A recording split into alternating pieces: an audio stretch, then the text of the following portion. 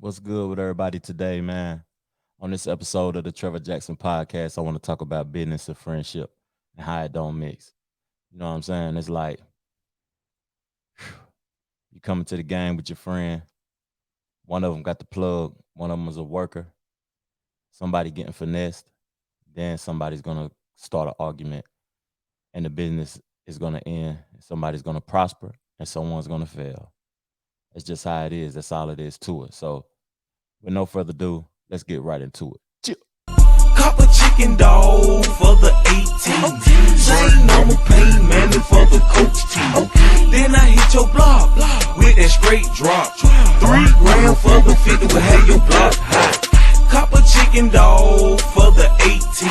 Say no pay money for the coach team. Then I hit your block with that straight drop. 3 grand for the 50 will have your block hot. I got a half a brick Chevy, million pills Buick, stamped up chicken same color. What's really popping, y'all? What's really popping? So, man, like, I would say from like '06 to '08, Brick Squad had the game on lock. OJ the Juiceman, Waka Flocka, Frenchie, Woo the Kid, them boys, man, they had the game on lock. And at that time, Deb Anthony was the manager for all of them. She was the manager, and that's Waka's mom. So Waka's mom, she was manager of Nicki Minaj at one point. That's why early in Nicki's career, you heard her on a lot of songs with Gucci Man. Like, to me, Gucci Man helped propel Nicki Minaj's career more than Lil Wayne did. But that's just my opinion. At one point in time, French Montana was signed to Deb Anthony.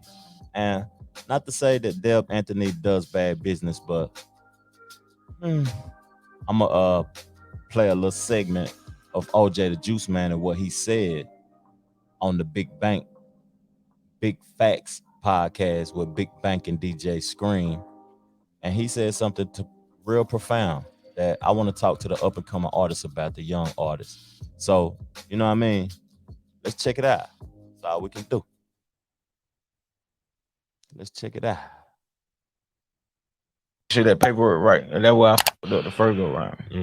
How you, well, I'm saying, why you saying paperwork? What wrong with your last paperwork? Ooh, them folk killed me. What you mean? But I ain't make no money out the other side of the trap. Make the trap say, hey, I'm getting money. What? I ain't get not one coin from that. Ho. Not one nigga show money. What? Your business one handle. I mean, I signed paperwork, but yeah, you're right. What your lawyer say in the end though? Man, You black. signed the wrong. These folk hit me with to let you out this contract so you can be free. You got to let her have everything for the other side of the trap for your life and 10 years after your life. You lying. Who said that? Who I was signed to. Hey. your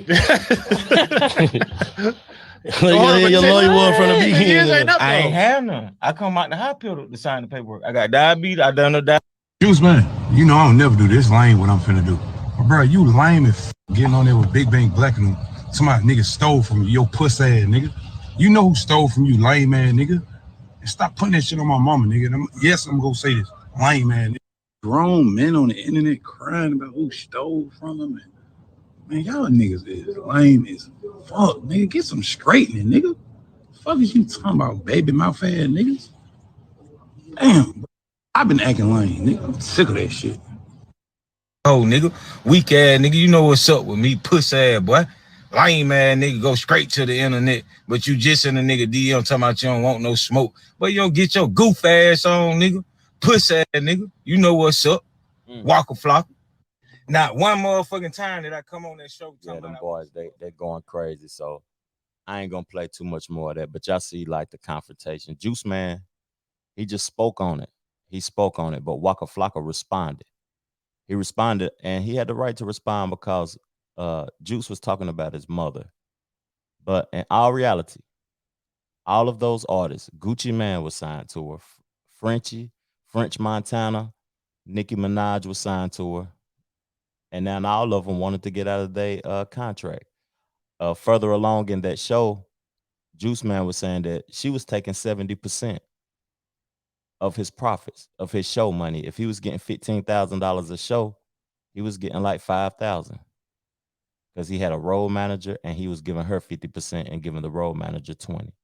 But okay, so with that being said, up and coming artists and artists that maybe on the rise right now, like doing real well. I want to tell y'all something. Like, before you sign any paperwork, dog, you best, not better, you best get you a lawyer, an entertainment lawyer, because it's a dirty game, man. The music industry is no better than the streets. It's no cleaner than the streets. Get your entertainment lawyer because these people are hustlers, man. They have to get their money. For real, real talk. They have to get their money. So once you sign that paperwork, I didn't hear OJ blaming nobody though, but he was just speaking his truth. But you can't blame nobody once you sign that contract. If you don't want that, don't sign that contract. So you won't be coming back complaining later. Just don't sign that contract. Like, we talk about this a lot on the Two Brothers podcast, hearing people sign contracts because they want that money at the moment. And then later on down the line, they're complaining about the contract. You can't complain about the contract. You can't even mention the contract or none of that because it's your fault. You signed that contract. So you have to deal with it. But in our reality, like, being street, being friends and business, it don't mix. Streets and being real, everybody ain't real. If you consider yourself to be real, then the person on the other side of that contract might not be like you.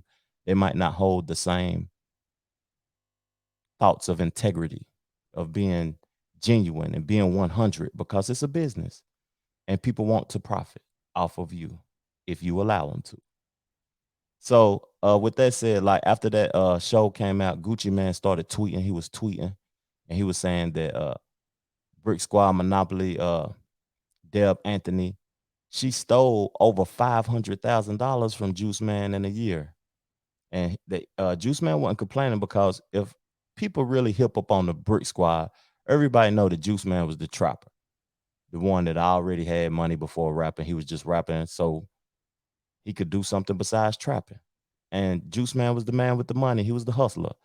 And he might not have needed the money that bad like that. He might not be complaining about money because he got money already, but he expected them to treat him fairly because he knew them from the street, and that wasn't the case, basically. So Gucci Man spoke on it in tweets. He let off about 4 or 5 tweets, man, speaking facts, man, talking crazy on that thing. And I know that Waka Flocka and his mom is, they probably highly upset, man. But I'm gonna show you like a video of Deb Anthony, like, cause people think that Gucci Man was like the leading man of Brick Squad.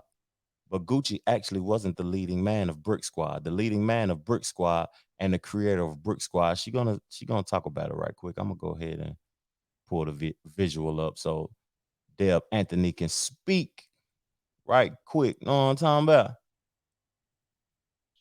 OJ the Juiceman. I mean, this was all Brick Squad. Like, I'm saying, like, a do you want to know something, very Vlad? few artists. Hold on, Vlad. Let me share this with you, okay? The real Brick Squad is OJ the Juice. The real Brick Squad is OJ. Juice is the real Brick Squad. That's something that a lot of people didn't really know. Lots of people don't know a lot of the stories. Like, everybody talks the story, but nobody really knows the story. They don't really know anything that's going on. Even for Waka, yes, he's going to give his props to Gooch. He's definitely going to do that. But Waka wasn't a rapper with Gucci. Gucci was in jail and everybody was down and Juice got shot and he felt he had to go step up to the plate. He had to go out. There was nobody left, really. There's a lot of things going on at that time. So he got up there and he just started rapping. Okay. Deb Anthony is an individual from New York, the big city. She's a manager. She came to the South and took advantage of people being slow on business decisions and contracts and stuff like that. And she got filthy rich.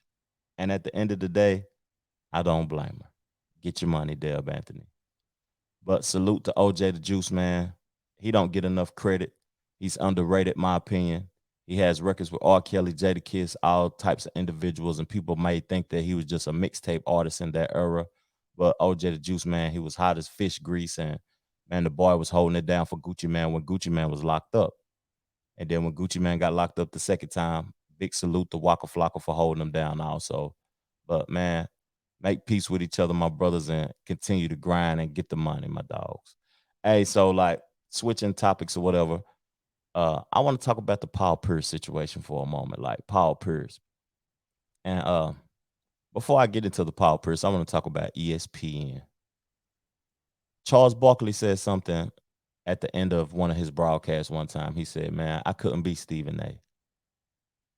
He said, I couldn't be Paul Pierce. He said they got them boys on 5 shows in one day.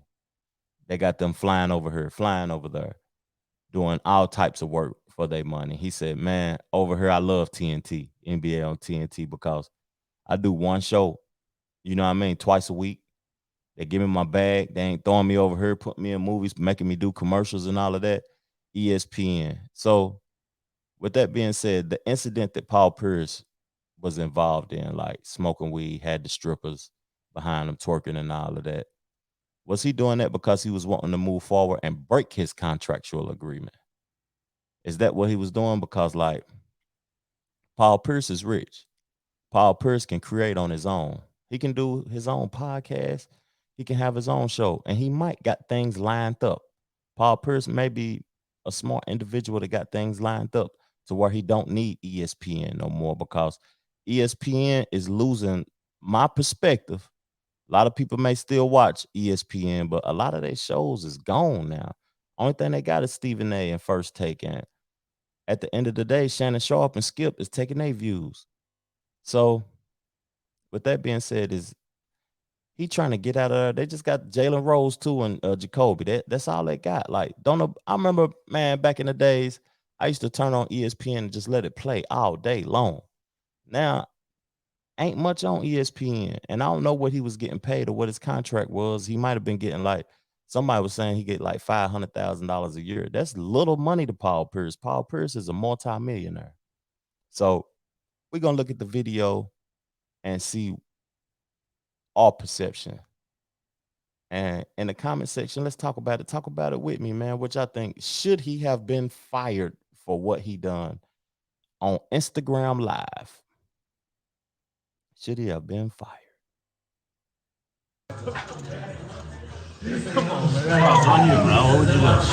What you do?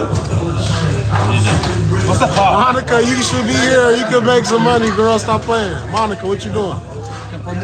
You guys throw some fucking chips. My boy Paul look high as shit, man. If you in LA, Monica, come through. You know what I'm saying? Where's she at? Fucking hundreds of thousands of dollars can't even throw a fucking chip. Wait up. I can't see. Okay, if you're on this topic right now, you already done seen this, man. Like, okay, so we know who owns ESPN also. Disney on ESPN. Disney on ESPN. So, you know, when Disney owns something, that means basically you work for goddamn Mickey Mouse. You work for Mickey Mouse. So, man, you got to keep it clean. You got to keep it clean. You work for corporate America. You work a job. You are selected to do that job, and you can be fired at any time. So the reason they said, before I get out the pod, I'm gonna say the reason they said that they fired Paul Pierce is because he put it on his personal Instagram. Now, if somebody was filming the incident, then they wouldn't have fired him, because that would have been somebody else filming it and putting it out. But when he put it on his personal page, that means he was in agreement of it. And by you being in agreement of your actions that they don't tolerate, that they don't consider is suitable for their company. And that's with any company. You work a job and you talk bad about the job on Facebook or Instagram.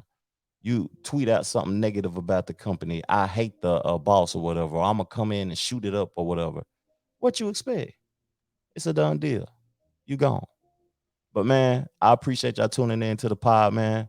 And if you support me, if you support them Jackson boys, if you support the Two Brothers podcast, also subscribe to the channels, man.